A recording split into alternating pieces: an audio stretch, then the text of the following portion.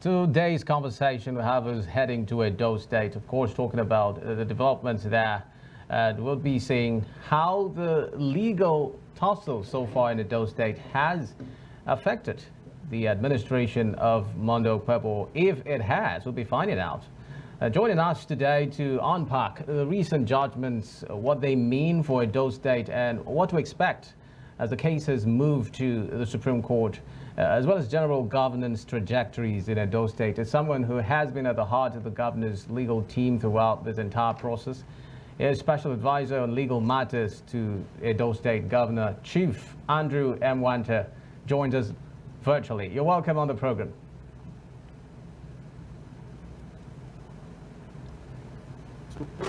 It's a pleasure to be here this afternoon. Thank you for joining us. Well, curiosity, of course, is in the air, especially when we talk about how the Governor Monday Okpebholo has been carrying on, understanding that he has some cases in court that he is dealing with. Can you bring us up to speed with the legal implications so far in Edo State and maybe mirror it side by side with how the governor has been able to carry on, knowing fully well that he has some questions to answer in court regarding his election? Yeah, thank you. The governor was elected last September, and that election was indeed a watershed in our politics. It was the very first time a sitting senator will run for the office of governor, and 1 year into his term in office as a senator, was graciously given a mandate to serve as governor. And the tribunal affirmed that mandate given to him by the people. And even when the party that lost, along with their candidates, decided to take it upstairs to the Court of Appeal, the Court of Appeal not only reaffirmed that mandate, also noted that the admissibility of those beavers machines that the petitioners did not even call any oral evidence on or even put on before the tribunal to show if they are not just machines that are working. That again has created reasons to question the motive behind the petition filed by the PDP and their candidates. Because I've always maintained that it was a complete waste of time and an attempt to distract the governor. And we take so much solace from the positions we've gotten so far in saying that because other people have given a mandate, we will continue to serve them. And that's exactly what Governor Monday Okpebholo is doing in Edo State through his Project Shine, which of course is a social contract he has with the Edo people. It is an acronym of the governor's plan of ensuring that a new Edo rises. X in Project Shine represents security. And you remember that in the last 2 or so months, we've had one of security challenges, and the governor has been able to challenge and deal with that problem headlong. You know, we have an anti-cultism law, which was a product of an executive bill sent by the governor to the State House of Assembly.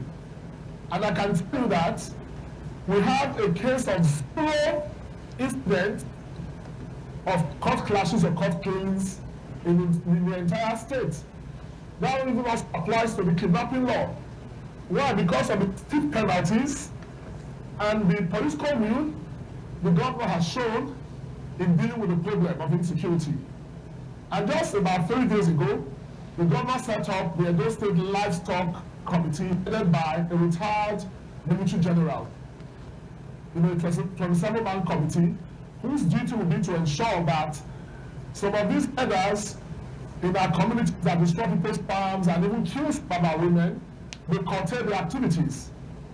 And I think the governor's action is in line with the provisions of Section 14, Sub 2 of our Constitution, that's 1999 Constitution, that says the security and welfare of the people is the primary purpose of government. Okay. And the government is doing just that. Okay. So when we talk of H in Project Shine, it has to do with health, enhancing the human capital for improved productivity. And when we look at our health sector, we are experiencing a complete revamp. The government's plan is to ensure that we ever have at least one standard health facility across the 18 local governments in our states. Because existing health facilities that was abandoned by the immediate past administration is receiving serious attention. And by this I refer to the Basenjo Hospital, which the government has a target of ensuring that before December this year, that place is officially commissioned. And recruitment of doctors, nurses, as we speak, is the pipeline, because the government believes that we must give human face to governance. And the idea is by ensuring that he operates with his model of practical governance, of not just talking but doing. Then I, in the Project Shine, is infrastructure. For the very first time, in Benin, we'll be having a flyover, a proper flyover to reduce traffic. The first one, of course, which has commenced in earnest, almost 40% complete, is that it will hit the Ramat Park axis of Benin. So that when that project is complete, Edo people will have a sense of government presence in the area of traffic management and infrastructure. Because it will be a very beautiful site to be put. All right, Chief Emwanta. First in Edo State, precisely. Then, of course, and has to do with nutrition, agriculture, food. Chief Emwanta, if you could hear me, indeed, we're going to go into the details of what the Governor Okpebholo administration is doing thus far. But I still want you to bring us up to speed with, especially when it has to do with the issue of if the governor and the legal cases he's still having to deal with in court is affecting his performance in any way. Talking about his ability to bring to bear the blueprints and the promises he made to the Edo people. Is the governor in any way handicapped? Talking about the cases that he has to bother about, or is he still going ahead with, discharging the promises he made to the Edo people? Is he in any way afraid? The governor cannot be afraid because it was with great courage he campaigned across the 192 wards of our states, cutting across the local government. And the summary I've done of what the governor has done so far shows a man who is focused, a man with discipline focused. Of course, his legal team is dealing with the matter in court because the matter is now currently being appealed to the Supreme Court. And we're there with them. And the governor as a person has been one of the best things that has happened to our state in terms of delivering the dividends of democracy. He comes into that task with great humility. He's one governor on a daily basis that supervises projects. Just 2 days ago, he has commissioned 4 companies, of course, that are experts in erosion control and management, to look at the problem of erosion and flooding, not just in Benin City, but across the states, and provide a blueprint that will assist government in dealing with this problem holistically. I think it's a government that has confidence in what democracy stands for, as a government of the people, for the people and by the people, that will be so committed in finding long-term solutions. Unlike others that came before him that were, particularly the immediate past administration, that was looking for quick fixes. They put in so much into consultancy with little to show for governance, with little to show for impact. So this is one government that believes in practical governance, and the case court, which is currently at the Supreme Court, cannot be a distraction, because at the lower courts, they were not able to establish a shred of evidence that they won that election. You say you are challenging over 700 polling unit results without calling a good number of witnesses.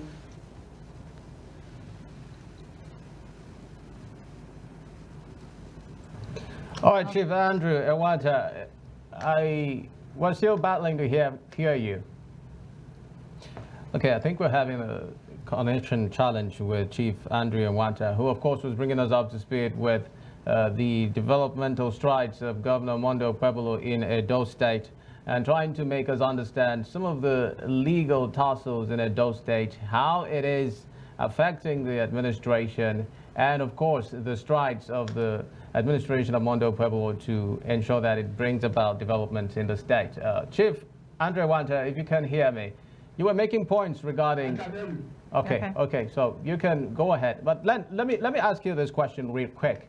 The PDP has been invited by Governor Okpebholo to join the administration to chart the course of development in Edo State. But some feelers we are getting online is that that press statement that was released by the office of the governor wasn't really sincere, if I may use that word. Some people believe that it was an invitation in mockery. Do you share in that perspective? I don't think I agree with those people that have that view or hold that view, because the governor as a person believes that the mandate was given by two people and not members of his political party, the APC. And that is kind of fellowship that was extended right from the time the governor won. A couple of PDP members have responded to it. And what we have in Edo is a government of unity. The chairman of the governing council of our state university in Ekoma and Bozali University, is the PDP member, Chief Andrew Emwanta, the South-South vice chairman of the party. We have a couple of other PDP members occupying office in our government. And that invitation is still open. Even to our brother, Okpebholo, who served as a consultant under Obasanjo's government and chairman of his economic team, the Alabama team. So we are extending that kind of fellowship to him, because his expertise, which was used previously as a consultant, can be constructively used to achieve certain goals, because the government comes from the same spiritual district with him, because it's about the people. If we really love the people, we should think about the people, because we have a governor that thinks about the people, whose policies are people-centered. Okay, thank you very much, Chief. But I want to ask, the legal cases the governor is having right now, or the Governor Okpebholo's administration is having right now, has it reawakened the consciousness to put in place legal safeguards that will highlight transparency, due process, and accountability of his administration? And it's difficult for me to draw a nexus, because the Court of Appeal has won the election, and our cross appeal, which was for challenge the issue of these BVAS machines that were not put off, and the first ground of the petition, because let me give you a simple analogy. Okay. The PDP candidate is telling the courts that the election itself was flawed by XY irregularity, but at the same time, he's saying that that flawed process, he should be made a beneficiary of it. And the law is always settled. You cannot have two of such grounds pari passu. So the petition itself is gone, because that ground of the petition was struck down by the Court of Appeal. So it's as good that there was no petition before the tribunal. So in law, you don't put something upon nothing and expect it to stay there, it will collapse. Okay. So you don't expect a death petition to affect the workings of the present APC government of Senator Okpebholo that is focused. I reviewed his achievements along his 5-point agenda, Project Shine, and he comes into his office with a mandate of 7 Edo people, and he's doing just that, without distractions, by the legal challenge, which is currently at the Supreme Court. And I'm very confident that the Supreme Court will dismiss that appeal of Aso Okpebholo and the PDP with political cost. But just to say that we are more interested in how these people lost, which of course is matter before the Supreme Court. But the question of why, I will quickly address. PDP went into that election divided. Remember, the governor before the election impeached his own deputy, who was one of the aspirants. And remember, the Federal High Court in Abuja pronounced at some point that PDP did not have valid congresses. And at that time, Master Okpebholo had lost his position as a candidate in that election. Before the Supreme Court now held, the Court of Appeal and Supreme Court now held otherwise. And besides, most of the PDP members did not support Master Okpebholo. And that was what we saw on election day. So even as we speak, they are still in crisis. In Edo State, we don't have PDP. A faction is supporting the APC government at the federal and at the state. Another faction has said they want to go into coalition. So for us, we went focused because the problem of PDP is not an Edo problem. Okay. And the government is fixing the problem of erosion and other problems that the PDP government of Obaseki created. Okay. Sir, but can you categorically state that the legal tussle does not affect his administration, the speed of project delivery in any way? I can tell you for free that it is not affecting the governor and his activities, and those of us in government choose not to be distracted. I just told you that the Court of Appeal has finally buried the petition. So you cannot be bothered about something that is dead. That petition is dead. All right, Chief. All right, Chief Emwanta. The Supreme Court will now make a final pronouncement that the burial was a successful one. Okay.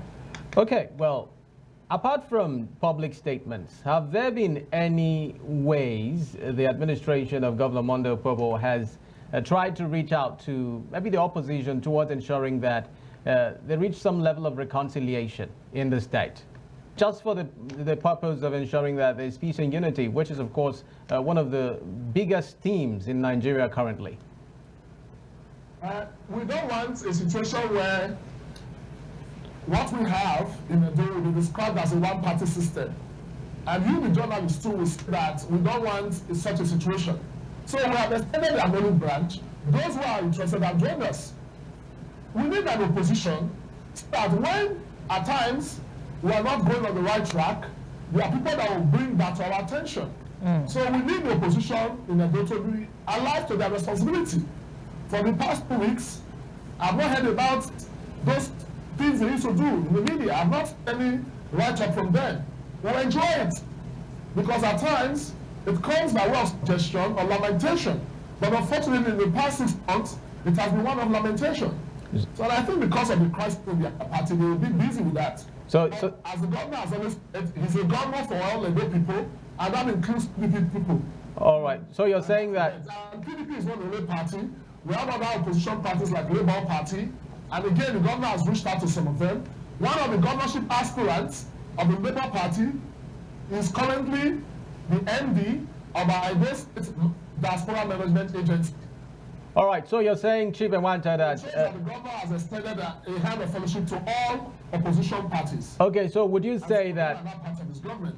Would you say that the kind of opposition you're having in Edo State is a healthy one, the one that the government actually encourages, as you had said, to put it right when it makes wrong policies that may be affecting the people of Edo State negatively? It's a bit funny because the opposition we experience here is a faction of the PDP, right, that appears to be a natural opposition voice, because the other political parties are not engaging us as expected in a democracy. So, but that, by and large, as I earlier mentioned, what we hear from the PDP is a study of implementations without profound solutions that government will look at and work with. So we expect to see that in the days ahead, once we resolve the internal crisis. Okay, let's move on to security now. Before now, you made mention of the fact that the governor has been trying tirelessly to pin kidnapping and cult-related activities in the board. But if you look at it, it's cultism and kidnapping in Edo State got to its all-time high when the governor became the governor of the state, Okpebholo, I mean. Now, do you share the same sentiments with people of the APC and those stakeholders who are in support of the APC, that these activities are politically motivated? And nothing can be further from the truth. You find that politicians in the day before now, particularly the middle past administration, use some of these cultists during election. So if the government belongs to that school of thought, he would have wanted to keep the status quo ahead of future elections. Do you have Because he evidence saw to that, sir? as a major challenge. He saw that as a clear and present danger. That was why an executive bill was sent to the House of Assembly, which now gave birth to the Edo State Courtesan Prohibition Bill, a law, I beg your pardon, law 2025, which has very punitive, penalties in terms of if, as a courtist, the landlord of the house where you operate, or the owner of the hotel where you operate, if established that you operated from there before maybe a clash or something, and you have been convicted, that person will also face criminal prosecution, and that building where that thing took place will be brought down. Okay. That also extends to kidnapping in Edo State. So that if kidnappers were kept in your property, or victims of kidnapping were in your property, and that person is convicted, that property will be brought down. And apart from that, we also ask this simple question. How come governments before now have not dealt with the problem of courtesan and kidnapping the way this present administration is dealing with it? Okay. Because in the last 1 month, Edo has been very safe. Edo has been very peaceful. We don't have incidents of courtesan again in Benin. Unlike when we came in, before this law became operational, it almost became a war zone. So we should give credits where credit should be given. Okay. But we just believe it's work in progress. Well, thanks for staying tuned. We're still having a conversation with Special Advisor on Legal Matters to the Edo State Governor, Chief Andrew Emwanta, speaking to us on the State Administration of Governor Okpebholo. What has been his activities thus far since he assumed office, especially amidst the legal tussles that he's been dealing with? Chief Andrew Emwanta, you're welcome back on the program. Thanks for staying there. Can you hear us, sir? I can. Okay, so I wanted to find out now with this anti-cultism, anti-kidnapping law in Edo State, for those who want to embark on, should I say, repentance, they want to embark on disarmament and all of that, what is the plan of the state government for those cultists or kidnappers? Yeah, thank you. The governor had extended a hand of amnesty to cultists. I don't know of kidnappers yet, because for cultists, they live amongst us. Before now, it was a thing of pride. It was the norm for someone to say, I'm a cultist. They could even say that in public places. They could even grant interviews, making references to me as cultists. So that would not be acceptable in Edo State. So there was a window the governor gave them for them to ask that amnesty. And I think once that window closes and you apprehended, still you will face the law. So that was an arrangement. The governor had that meeting in Government House, and the various youth groups were invited, various interest groups were invited. It was well publicized, well televised, and I can assure you that moving forward, the state will be better for it. Because as I speak to you, to be a member of those parts prohibited is a criminal offense. And if you are not involved in a violent crime, you will definitely face the law, and the punishment is capital punishment, which is death by hanging.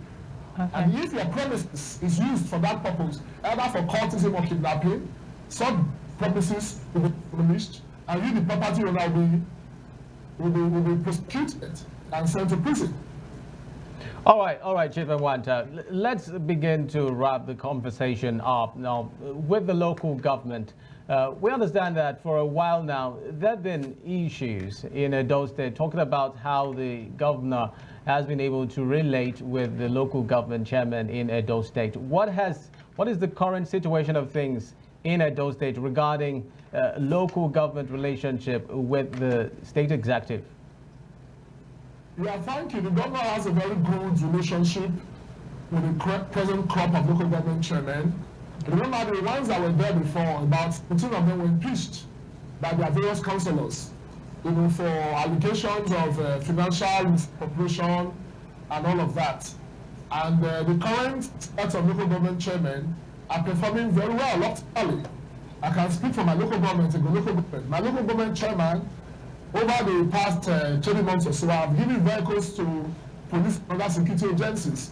It's asphalting roads, you know, environmental sanitation exercises that take place monthly. We make our entire state clean. So the local government administration in Edo are now becoming more useful, right, to the people at the grassroots. People are now feeling the impact. Why? Because the government has allowed local government autonomy to happen. This is without prejudice to some of the court cases we have. And recently we got a decision by the Federal High Court that took away their case and said we should go back to the State High Court. So for us, the government remains focused, and by the time we have local government elections next year or so, with our party, we have a team of 18 because of the current performance of Senator Okpebholo and the close relationship and collaboration we have with the local government administrators, chairmen in the states. Okay, well, I would like to hear your take as a legal practitioner. Would you say that the court's earlier reinstatement of the local government chairman, the ones that you talked about, was the appropriate means to take or the route to take? And some people believe that everything that is happening at the local government level in Edo State is politically motivated. How true is this? The fact that man by nature is a political animal, and it is politics that bring people into government. So if it's political, I think the person that feels it's political is expressing an opinion. But tied to what they say is political is the development of our state. The people that were there before, as local government chairman, from at us or the Obaseki administration was deducting 800 million from allocations, running into billions of naira. And what did they tag that money in the accounts that they were putting that money? They call it environmental security. When the governor invited them after they came in as governor to come and account for these monies that was collected, they refused to. And Section 20 of our Edo State local government law allows the government to suspend them, which of course was done. And the court judgment reinstated them. That is its matter by declaring jurisdiction. And in the course of time, this chairman, because of what they did, the financial misappropriation they did, their councillors impeached them. So when you talk of reinstatement, I know of the one in Akoko Edo, the matter is on appeal. So it is for the court to decide, and once there's a final court decision, of course, the Edo State government will implement it. Okay. One of the ones that eventually decided to join the camp of Governor Okpebholo would in such a situation to join our party. One of them actually did. The local government chairman of Owerri Southwest joined us. Okay. But that did not affect his impeachment. It remains impeached because it was a wish of the councillors who were elected by people from the various wards. So joining APC does not change what the law says. Okay. The law will be followed, and as members of our party, they join us. Of course, they will help the government in building the state. Okay, your parting shots now, Chief Emwanta. I'd like to get your parting shots now, talking about the legal implications in Edo State. What do you see playing out in the coming months? Talking about the Supreme Court level now and the rulings that we're expecting, do you see a shocker? For me, I speak as a lawyer, not just a lawyer, a constitutional lawyer, and I've taught constitutional law for over 10 years. You cannot be talking of a petition that is dead, right? And now say that such a dead petition can give birth to anything. It is an appeal flowing from a petition which the Court of Appeal has said is dead, and you have concurrent findings of both the tribunal and the Court of Appeal. And the Supreme Court is not a miracle house. I don't see the kind of miracle that can take place at that stage. They did call witnesses. The Supreme Court is not the court of first instance. So it's a dead petition, and we expect the Supreme Court to follow a strict precedent in dismissing that petition and the appeal with punitive cost. And for us, we await that day because we know it to be a day of celebrating a mandate that was freely given by no people. Because we know the Supreme Court will affirm the decisions of both the tribunal and the Court of Appeal, which was based on hard facts. All right. And All right, Chief Andrew Emwanta, Special Advisor to the Governor of Edo State on legal matters. Thank you very much for making out time to speak with us on Niger Delta today. We'll continue to beam our searchlights on Edo State and bring updates as regards what's happening in the administration of Governor Okpebholo. Thank you very much. Thank you, sir. thanks for having me. That's the size of Niger Delta today. Many thanks for staying tuned. Of course, we'll be bringing you a fresh edition tomorrow. Do well to join us. My name is Xavier Robert. Wishing you a terrific afternoon, and I have been with Bye for now.